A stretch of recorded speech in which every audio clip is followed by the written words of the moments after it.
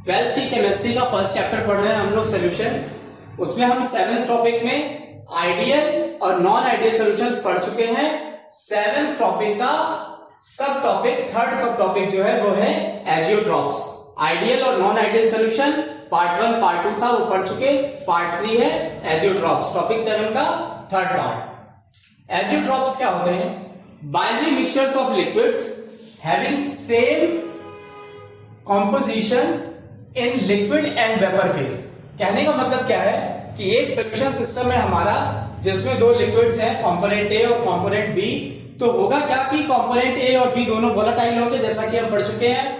Volatile liquids होंगे दोनों, तो कुछ अमाउंट उनका वेपर फेज में भी होगा और कुछ अमाउंट उनका लिक्विड फेज में भी होगा। तो एजियोट्रॉप्स वो मिक्सचर होते हैं जिसमें ये जो गैस फेज में ए और बी कंपोनेंट के मॉलिक्यूल्स हैं, उनके नंबर्स या उनका कंसंट्रेशन किसके बराबर होगा? जो लिक्विड फेज में कंपोनेंट ए और बी का कंसंट्रेशन या उनके नंबर ऑफ मॉलिक्यूल्स हैं। मतलब वेपर फेज में कंपोनेंट ए और बी के जो नंबर ऑफ मॉलिक्यूल्स हैं वो क्या होंगे? इक्वल होंगे किसके? जो कंपोनेंट ए और बी के नंबर ऑफ मॉलिक्यूल्स है कंसंट्रेशन लिक्विड फेज में है। ऐसे सिस्टम को, ऐसे बाइनरी मिक्सचर लिक्विड के सिस्टम को हम कहते हैं एजियोट्रॉप्स। एजियोट्रॉप्स का फ्रैक्शनल डिस्टिलेशन पॉसिबल नहीं होता है। क्यों नहीं होता है?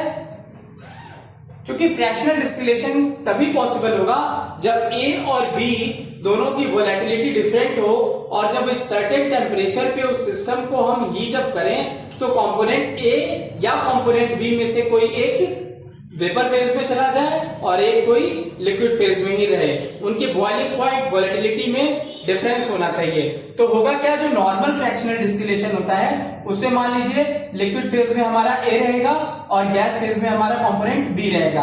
हम इसको रिवर्स भी कर सकते हैं। हो सकता है कि कंपोनेंट ए जिसकी वोलेटिलिटी ज्यादा हो तो वो वेपर फेज में चला जाए और कंपोनेंट बी जो है वो लिक्विड फेज में ही रहे। ये हमारा वेपर फेज है और ये हमारा लिक्विड फेज है।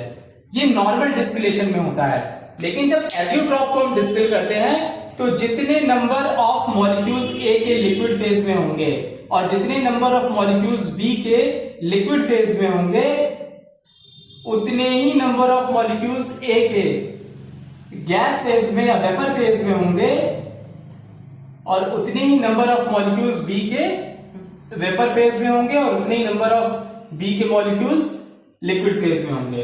ग्रीन जो है ये कंपोनेंट ए है, रेड वाले जो बबल्स है ये कंपोनेंट बी है।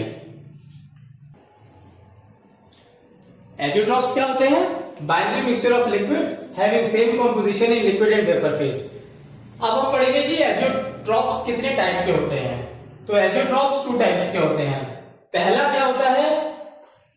मिनिमम बॉइलिंग एजियोट्रॉप, और दूसरा होता है maximum boiling azeotropes. Minimum boiling azeotropes क्या होते हैं? वो एजियोट्रॉप्स, वो लिक्विड सॉल्यूशन के मिक्सचर जो लार्ज पॉजिटिव डेविएशन शो करते हैं राउल्ट्स लॉ के। राउल्ट्स लॉ से लार्ज पॉजिटिव डेविएशन शो करते हैं, उन्हें मिनिमम बॉइलिंग एजियोट्रॉप्स कहते हैं। कहने का मतलब कि मिनिमम बॉइलिंग एजियोट्रॉप्स वो एजियोट्रॉप्स होंगे जिनका measured vapour pressure Raoult's law के कैलकुलेटेड वेपर प्रेशर से बहुत ज्यादा हाई होगा।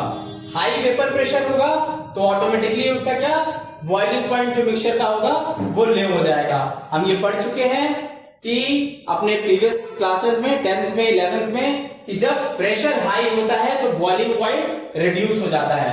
तो वेपर प्रेशर जब हाई होगा तो मिक्सचर का जो बॉइलिंग पॉइंट होगा वो रिड्यूस हो जाएगा, और चूंकि बॉइलिंग पॉइंट रिड्यूस हो जाएगा, मिनिमम हो जाएगा, कम हो जाएगा, इसीलिए ऐसे बॉइलिंग एजियोट्रॉप्स को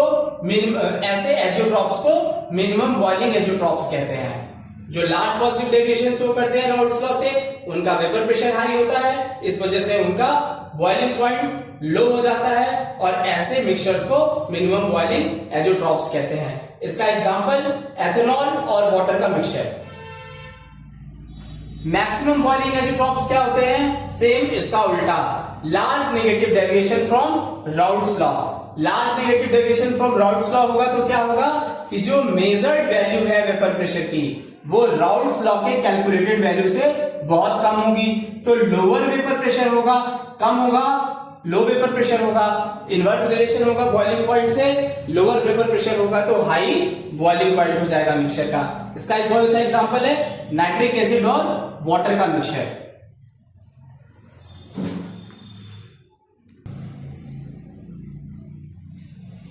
एक एग्जांपल सॉल्व करते हैं राउल्ट्स लॉ का। ये क्वेश्चन एनसीईआरटी का इंडेक्स क्वेश्चन 1.8 है, जो नई एनसीईआरटी है उसमें इंडेक्स क्वेश्चन 1.8 है। आप बुक में देखिएगा क्वेश्चन, सॉल्यूशन हम यहां पे सॉल्व करते हैं उसका। Vapour pressure pure liquid A का दिया हुआ है 450 mm of Hg। Vapour pressure of pure liquid B का दिया हुआ है 700 mm ऑफ Hg, और जो टोटल वेपर प्रेशर दिया हुआ है वो दिया हुआ है 600 mm ऑफ Hg। प्योर का 450, प्योर ए का 450, प्योर बी का 700 और total vapour pressure 600 mm of Hg दिया हुआ है। और हमसे पूछा क्या है, composition of liquid mixture, composition of vapour phase.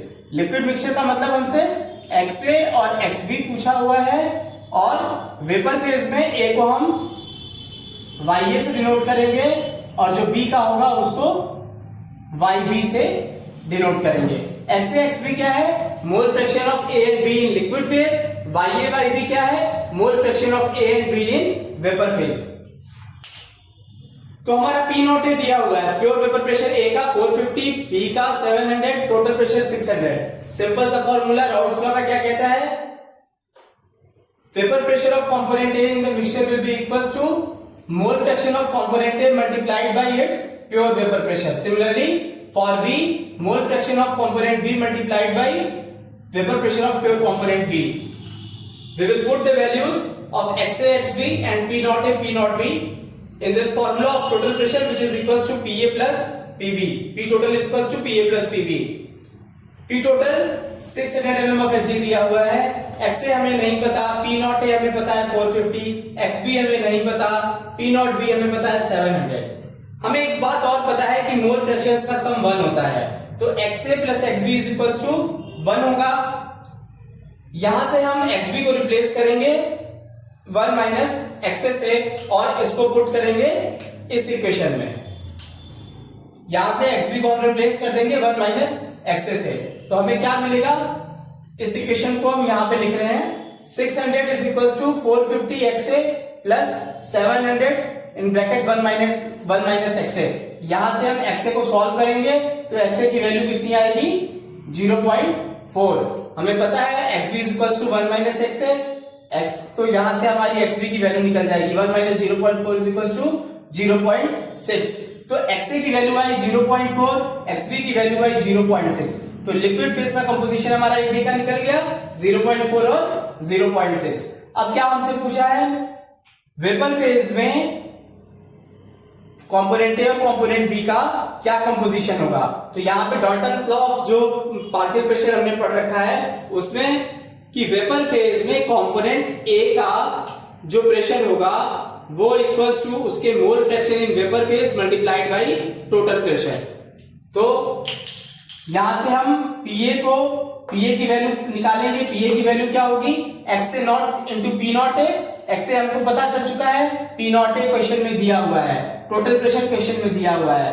तो YA इज इक्वल्स टू क्या हो गया, XA 0.4 multiplied by P not A 450 divided by P total that is 600। तो YA की वैल्यू क्या आ गई 0.3।